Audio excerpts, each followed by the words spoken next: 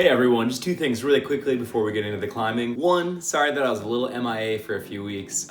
Basically, just to summarize, life was really busy, I was feeling a little burnt out, and I needed a sabbatical. So I just took a few weeks, and now I'm feeling pumped, energized, ready to keep that amazing content going. So sorry about the wait, but I appreciate that you're here back watching some more climbing. Second of all, heavily reconsidering and rebranding the channel. So it's been Jaybird TV for the last 2 years. I've had a lot of people comment and basically just say that it's difficult to find the channel. There's a lot of other Jaybird TVs. It's not really climbing associated. My first thought was that I didn't want to do something that was just only climbing because I do other things, but I've pretty much only made climbing videos. So comment below and let me know if you think I should rebrand the channel, if you'd be, supportive of that, any potential names. So thinking about things like JK Bouldering, now my name is Jake Marzik, so something along those lines. Been kind of fiddling, looking at some logos and illustrators. So let me know what you all think. That's what really matters, but let's get into this climbing.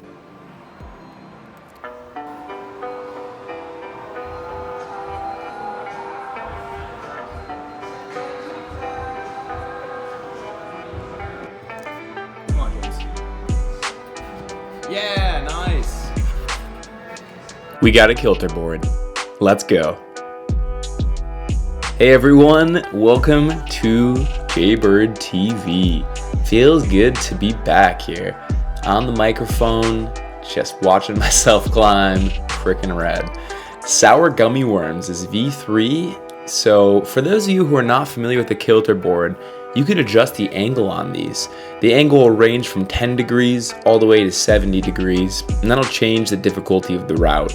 Not always like a perfect sort of comparison, or I guess they don't always perfectly transfer over to different angles. For example, a climb might be set for 50 degrees and might feel really good at 50, but if you put it at 10, it's just gonna feel weird. That being said, it's an awesome facet of the KILTERBOARD to be able to change the angle and incline, and if you love a climb, you can make it more challenging and up that grade and keep it just that style, which is super rad. So here on Priest Dawn of V6, it's kind of a classic, keep everything tight and move your hands up. A lot of moves on the KILTERBOARD tend to be rather dynamic, which is really fun and I enjoy quite a lot.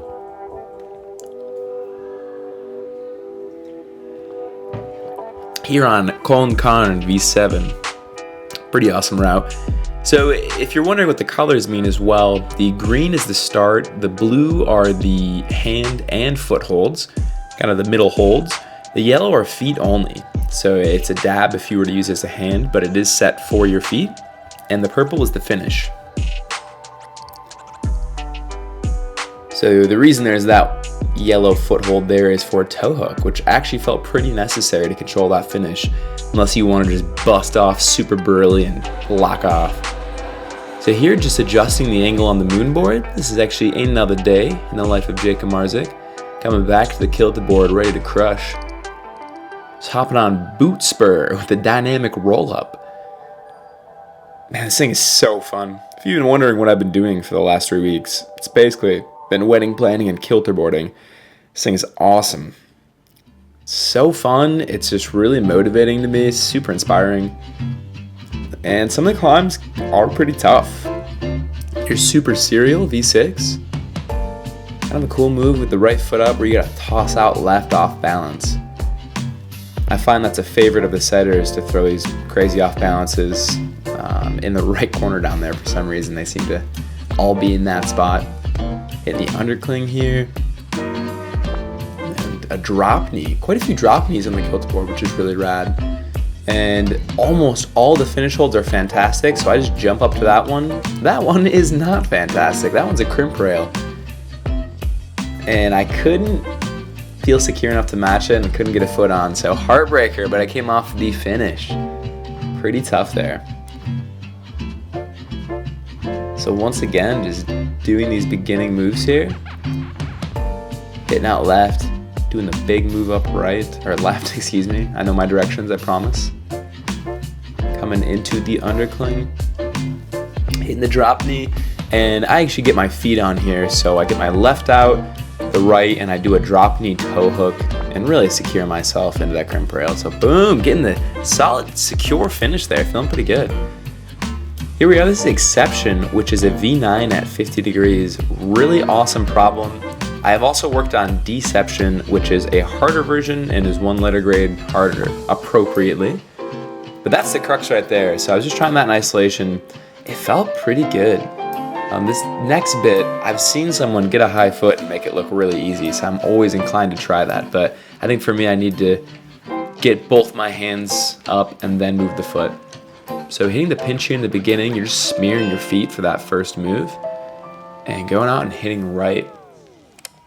Now for Exception with a great foot, I have slightly different beta than for Deception. So for Exception here, I actually swing my right foot out to that lit up yellow foot chip. And once I'm there, I can use that to bump my hand over and then bring in the left hand. Still quite powerful. And here's the crux, hitting that and bumping it up. Really difficult move. I was super psyched to get it here and came off. I was pretty pissed. Came off the next section. I mean, it's not over. It's still really hard, but I was pretty psyched to hit that from the beginning. It's my boy James here. James looking really strong. That crux is tough, though. You can see it really pulls your weight out. My boy John here as well.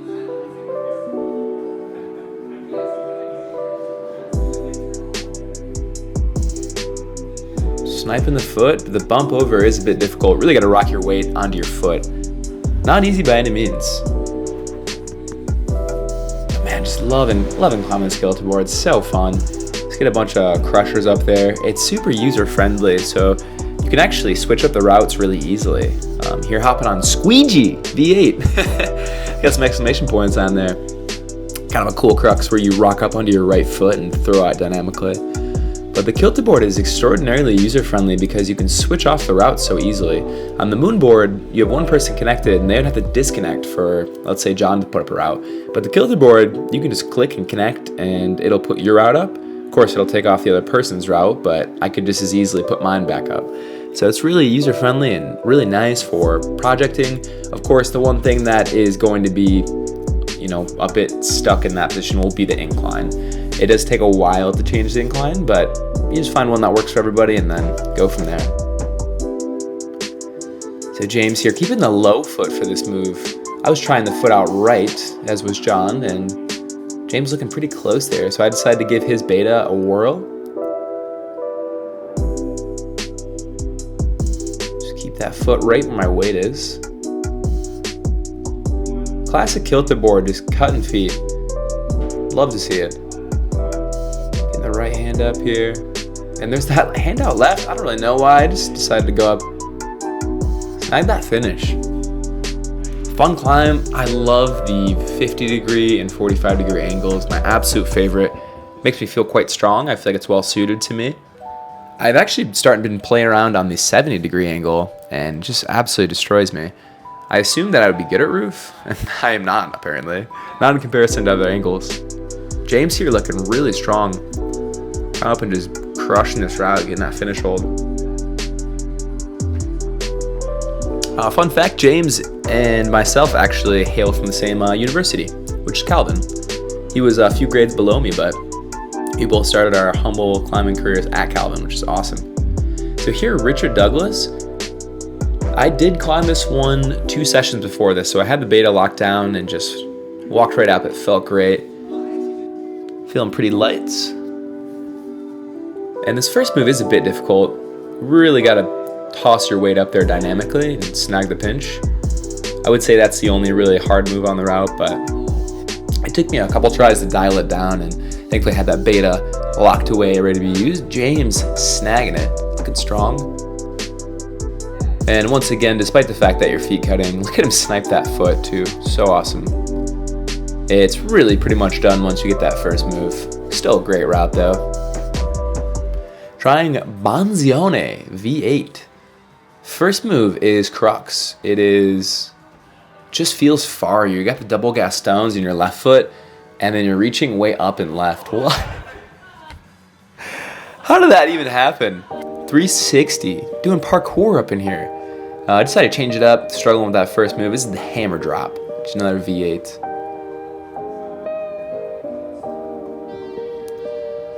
Going out left, feeling pretty